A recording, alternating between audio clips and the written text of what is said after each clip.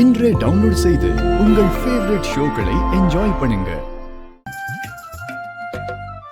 அதுக்கப்புறம் இந்த மாதிரி கட் பண்ணி அதுக்கப்புறமா இதோ இந்த பக்கமா திருப்பி கட் பண்ணிட்டோம்னா வெங்காயம் பொடி பொடியா கட் ஆயிடும். நல்லா சொல்லி கொடுமா. ஆன்லைன்ல பார்த்து சமைக்க கத்துக்கிட்ட கூட்டமா இவங்கெல்லாம். எப்படி செய்யணும்னு சொல்லி கொடு. இவளோட அக்கா இந்துக்கு சொல்லி கொடுத்து எனக்கு தலைவலியா வந்துடுச்சு. ஒரு வாட்டி இந்து எப்படி இருக்கான்னு நம்ம போய் பார்த்துட்டு வரணும் அத்தை.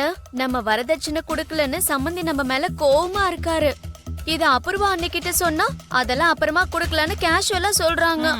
யாராவது அபூர்வா திட்டினா நீ தான் ஒத்துக்க மாட்டியே. ஒருவேளை நட்சத்திராவுக்கு கல்யாணம் பண்ணிட்டா அந்த கல்யாணத்துல இவ இப்படிதான் பண்ணுவாளா? கல்யாணமா? யாரு கல்யாணம்? உனக்கு எதுக்குடா? ஏதோ ஒரு கல்யாணம். நம்ம என்ன கல்யாண மண்டபத்துல சார்ஜ் எல்லாம் வாடகை கொடுத்துட்டு இருக்கோமா? எந்த கல்யாணமா இருந்தா நம்மளுக்கு வாடகை வரும்னு இருக்கிறதுக்கு.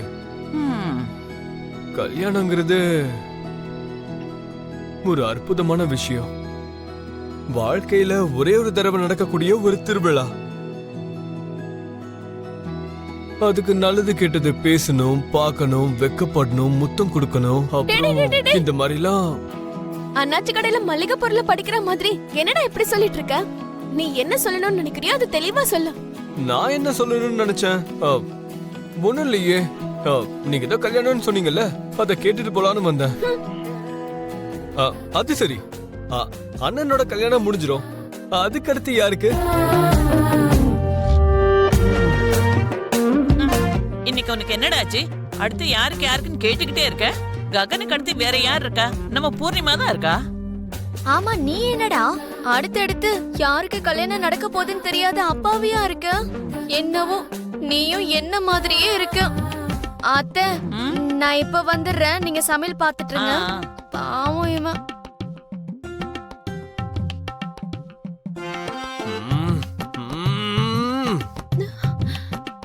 ஸ்டவ்ல வச்ச கடாய் மாதிரி ஏன்டா இவ்வளவு சூடா இருக்க? எதுக்கு இப்ப கல்யாண பிரச்சனை? அது வந்து எனக்கும் கல்யாணம் பண்ணி வைப்பீங்கன்னு நானும் பார்த்தேன். நீ உனக்கு கவனிச்சியா? ககன் நான் கல்யாணத்துக்கு அப்புறம் சொன்னதும் பூமி எப்படி வெக்கப்பட்டுட்டு போனான்னு பாத்தியா? அடுத்து எங்க கல்யாணம் தானு தெரிஞ்சு வெக்கப்பட்டு போயிட்டா. இருக்கலாம். உன்னுடைய பிளான் தான் என்ன? உங்க கல்யாண பேச்ச எடுத்த உடனே உங்க லவ் ஸ்டோரிய பத்தி அப்பா கிட்டே அம்மா கிட்டே தைரியமா சொல்லிடுவியா? கரெக்ட். உனக்கு அவ்வளவு சீன் இல்ல. இதுதான் கரெக்ட். ஹீரோவான என்ன ஜீரோ வாக்குறதுக்கு ஜீரோ நீ போதும்டி. போடா.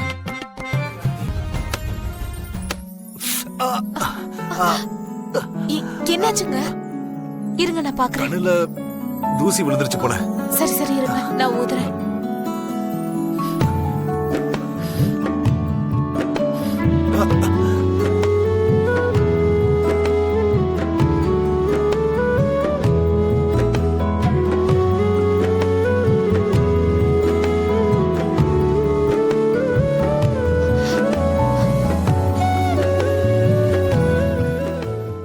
போயிடுச்சா?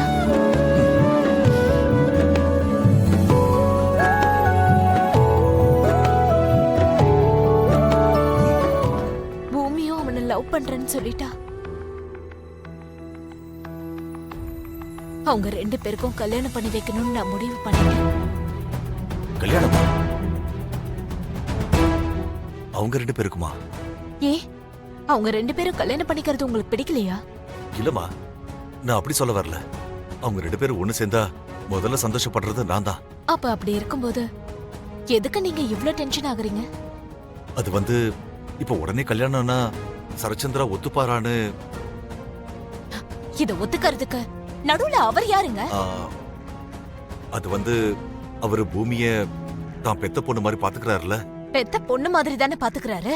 ஆனா அவ அவரோட பொண்ணு இல்லல்ல. பூமி நம்ம பையனை லவ் பண்ணிருக்கா. அதுக்கு எதுக்கு அவர்கிட்ட பெர்மிஷன் வாங்கணும்? அவர் பூமிக்கு அப்பாங்கிறதுனால தான் பூமியால எந்த ஒரு முடிவும் எடுக்க முடியல. இல்லனா எப்பவோ அவ ககன் கிட்ட வந்திருப்பா. அத சொல்லலாம்னு பார்த்தா யார்கிட்டயும் சொல்லக்கூடாதுன்னு பூமி சத்தியம் வாங்கிட்டா. என்னங்க, ஏன் பேச மாட்டேங்கிறீங்க? அதான் சாரதா, இப்போதைக்கு நம்ம ரெண்டு பேர் குடும்பத்துக்கு நடுவுல சண்டை நடந்துட்டு இருக்கு. இந்த நேரத்துல கல்யாணம்னு சொன்னா மறுபடியும் ஏதாவது சண்டை வருமோன்னு பயமா இருக்கு. சண்டை ஆனா ஆகட்டுங்க. எவ்வளவு பெரிய சண்டை வந்தாலும் இந்த கல்யாணம் நடக்கும். புரிஞ்சுக்கிறதுக்கு முயற்சி பண்ணு சாரதா. பூமிய அவர் பெத்த பொண்ணை விட உயர்வா நினைச்சிட்டு இருக்காரு. பூமிக்கு கல்யாணம்னா அவர் பெத்த அப்பா மாதிரி தான் நடந்துப்பாரு. அவர் எப்படி வேணா நடந்துக்கிட்டோம். ஆனா பூமியோட அப்பா அவர் இல்லல. நான் கூட தான் அவரை விட பூமி மேல அதிகமா பாசம் வச்சிருக்கேன். அதுக்காக என்னால உண்மையான அம்மாவா அவளுக்கு ஆயிட முடியுமா? ககனுக்கு கல்யாணம் பண்ணி கொடுத்துட்டா அப்ப என்னால அத்தையாக முடியும். பூமி எங்களுக்கு சொந்தமாயிடுவா. பூமி எனக்கு தான் சொந்தம், எனக்கு தான் சொந்தம்னு அந்த சரத் சந்திரா ரொம்ப ஓவரா பண்ணிட்டு இருக்காரு. அப்படி எல்லாம் நினைக்க வேண்டாம் சொல்லுங்க. அவளை சொந்தமா ஆக்கிக்கிறதுக்கு கூட ஒரு முறை இருக்குன்னு அவருக்கு புரிய வைங்க. அது இல்ல சாரதா, எனக்கு வேற எதுவும் சொல்லாதீங்க. இந்த கல்யாணம் நடக்கும்னு சொல்றதுக்காக தான் நான் உங்களை இங்க வர சொன்னேன்.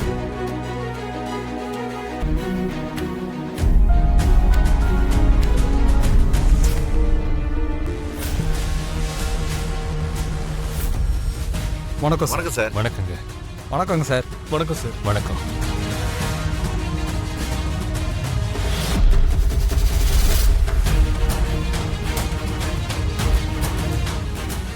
சரத் சந்திரா சாரே வந்ததுக்கு அப்புறம் இனி நம்மளால இந்த ஆக்ஷன்ல போட்டி போட முடியுமா? கண்டிப்பா முடியாது. இந்த வாட்டியும் கண்டிப்பா ஆக்ஷன்ல அவர் தான் ஜெயிப்பாரு. ஆமா ஆமா.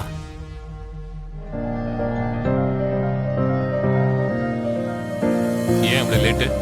ஆபீஸ்ல அர்ஜென்ட் வேலையா இருந்ததுனால போனேன். உட்காரு.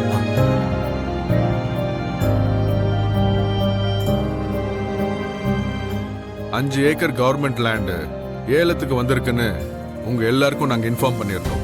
அதை மதிச்சு நீங்க இவ்வளவு தூரம் வந்தது எனக்கு ரொம்ப சந்தோஷமா இருக்கு.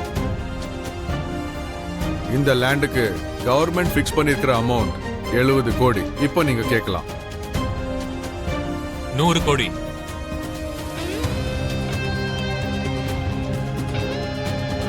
110 கோடி. 120 கோடி. 130 கோடி. 140 கோடி. 150. 170 கோடி. சரத் சந்திரா சார் ஏலம் 170 கோடி ஒரு தரம். சரத் சந்திரா சார் ஏலம் 170 கோடி 2 தரம். சரத் சந்திரா சார் ஏலம் 170 கோடி 200 கோடி